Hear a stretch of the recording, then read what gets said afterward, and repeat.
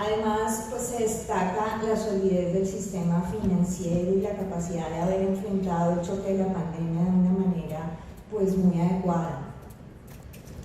En todo caso, el margen fiscal en Panamá es menos holgado y acota la inversión pública y en general los programas que se deben destinar a los más vulnerables, y ahí hay que pensar cómo hacer, como se decía en el panel de la mañana, cómo hacer para llegarles más a los más vulnerables pese a las restricciones fiscales. Definitivamente revertir esas pérdidas acumuladas en los indicadores sociales va a seguir siendo un reto, y para afrontarlo definitivamente es clave pensar en los motores de crecimiento de largo plazo.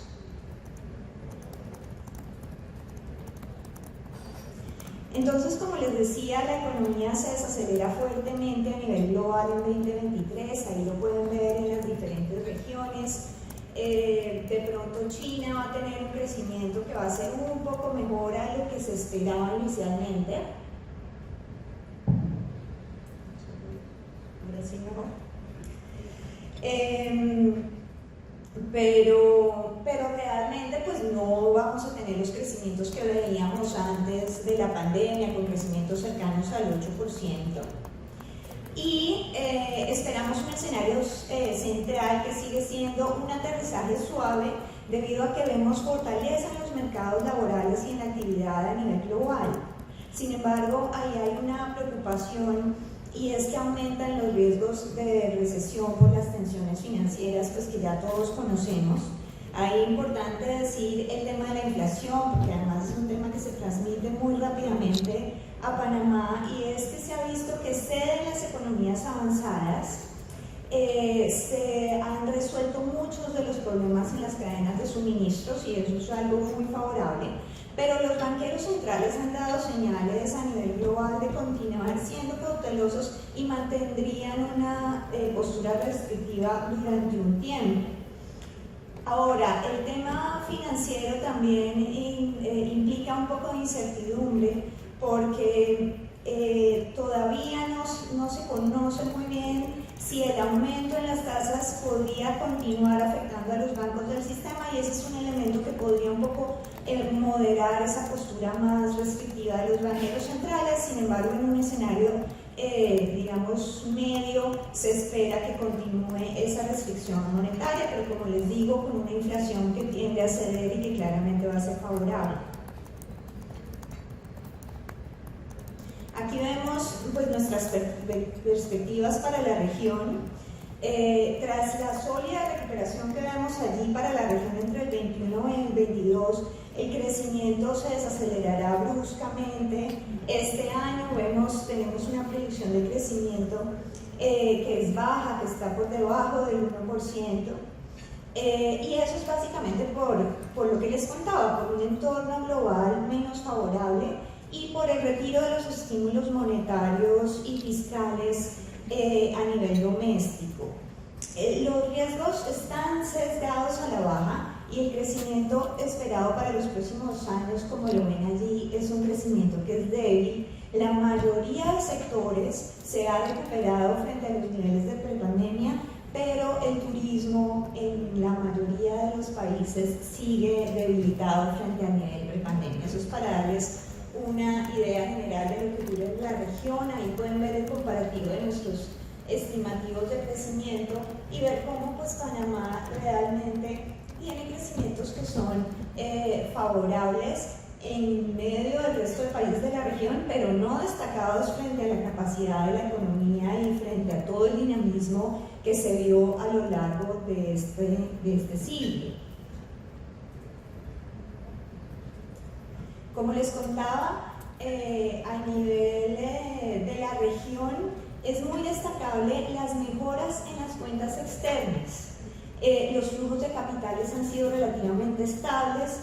Sí se esperaría cierto deterioro en la cuenta corriente, sobre todo en los exportadores netos de energía por la baja en los precios internacionales, y eso pues podría afectar algo pues del dinamismo comercial para esos países. pero los niveles acumulados de reservas internacionales pues confieren resiliencia frente a los choques externos en esos países, y sin embargo hay algunos, como decía, hay una amplia heterogeneidad en la región, hay algunos países con posiciones más vulnerables frente a cualquier tipo de choque, pero digamos en términos generales las noticias en este frente externo pues son favorables. En la región la política monetaria seguiría siendo restrictiva, pero esperamos que arranque un ciclo de bajas en las tasas de interés este año. Ahí lo ven las diferentes perspectivas en los países, y digamos que estaría muy en línea ese arranque de bajas de interés pues con la reducción de la inflación que les comentaba inicialmente a nivel global.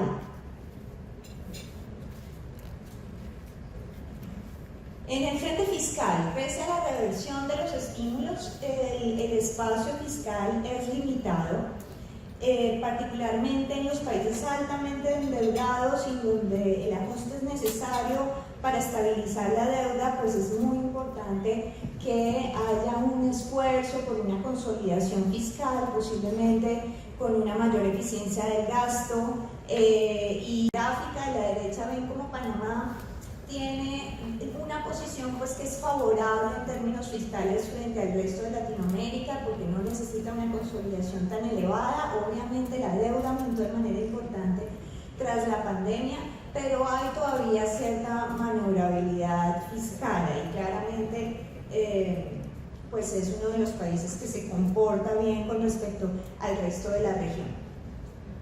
Entonces, ya entrando, ahí les quería dar un brochazo de cómo está Panamá de pronto en relación con la región, y un poco para ir pensando cómo lo puede afectar tanto el entorno global como la situación de la región. Pero ya centrándonos en Panamá, claramente Panamá es privilegiada con un punto de partida de crecimiento que es excepcional, con mejoras en bienestar. Ustedes lo conocen muy bien, como Panamá tuvo crecimientos muy elevados durante todo este siglo por encima de la región, aprovechando además no solo las diferentes inversiones en la economía, sino también pues el auge externo que le permitió crecer bastante bien y alcanzar niveles de PIB per cápita que son también destacados, con reducciones en pobreza. Ahí hay que ver que la pobreza se redujo de niveles de 30% a comienzos de siglo a niveles más cercanos al 12%, y esta medida con las mediciones del Banco Mundial. Sin embargo, ahí también hay que destacar que hay países que han logrado hacer una tarea con niveles de ingreso per cápita muy similares a los de Panamá, una tarea mucho más efectiva en la reducción de la pobreza. Ahí vemos como Chile, como Argentina inclusive pues tiene niveles de pobreza que son menores. Sin embargo, pues es destacable.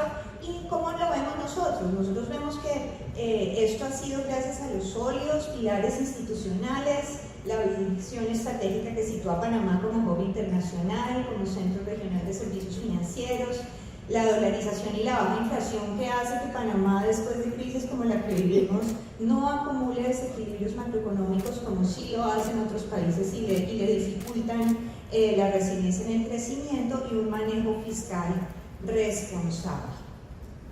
Entonces, hacia adelante, el reto claramente es sostener el crecimiento que le permita continuar cerrando las brechas sociales en el territorio, tal como se hablaba en el panel de esta mañana. Aquí a mí me parece muy conveniente, digamos, que hayamos visto a lo largo de la mañana esas digamos, datos mucho más puntuales de cuál es la situación en el territorio, y de pronto resumirlo acá en esos indicadores de pobreza multidimensional cuando lo vemos por provincia. Aquí yo les estoy mostrando es el número de personas en pobreza, y ahí es importante pues digamos presentarlo muy esquemáticamente, y es: hay un número importante de personas pobres pues en las comarcas, pero también en las zonas periurbanas, y entonces ahí es clave, digamos, la política social, cómo se orienta a esas zonas más rezagadas, ¿no? y cómo Panamá pues tiene unos niveles de desigualdad que son muy elevados con respecto a los de la región. Aquí quiero hacerles énfasis y contarles que en CAF tenemos un reporte de economía del desarrollo que será lanzado próximamente. Ustedes ya lo pueden encontrar, al final les voy a dejar el link al reporte. A mí me parece un reporte muy interesante porque lo que hace no solo es ver esa foto de la desigualdad que les acabo de mostrar en un momento del tiempo, sino también mostrar cómo las desigualdades en Panamá y en la región se heredan a través de generaciones y cómo está muy vinculado con el tema de educación primaria y secundaria. Aquí, como ven, estamos mostrando cómo es la movilidad absoluta en educación primaria y cómo ha venido evolucionando a lo largo de las diferentes cohortes.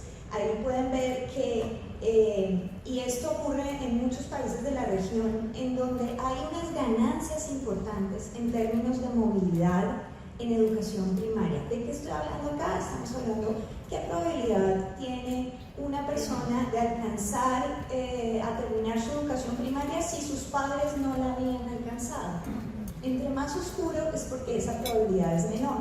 Como ven en el 40, el país era en su mayoría más bien hacia los tonos oscuros, y a medida que vamos avanzando en las cohortes generacionales se va volviendo más claro, lo que muestra que ha habido un gran progreso en términos de movilidad educativa en primaria, y eso es destacable porque a veces solo destacamos lo que nos falta. Ya en la cohorte de los que nacen en el 90, fíjense que hay un avance importante y además se reducen las desigualdades entre el territorio, y eso es un avance pues que hay que mostrarlo y hay que reconocerlo. En secundaria la historia es diferente. Fíjense que hay unos indicadores de movilidad mucho menores, es decir, si mis padres no tuvieron acceso a educación secundaria, es mucho más probable que yo tampoco la tenga. Y eso ha habido una mejora porque es la misma historia, vemos como el mapa se ve mucho más claro, pero fíjense que el avance no es el mismo frente al que veíamos en secundaria. Y ahí hay que poner mucha atención, ¿por qué no estamos siendo capaces de lograr que se rompa esa desigualdad heredada? Eso es fundamental. Así como les estoy mostrando esto, el reporte muestra otro tipo de desigualdades, por ejemplo, si eres minoría étnica, qué acceso tienes al trabajo, qué acceso obviamente tienes a la educación y a otros servicios importantes para lograr romper con esas desigualdades en el territorio. No les voy a contar todo el reporte aquí, pero sí los invito a que lo conozcan y seguramente a través de la oficina de CAF en Panamá vamos a estar muy pendientes de que puedan asistir a conocer mucho más en detalle el reporte.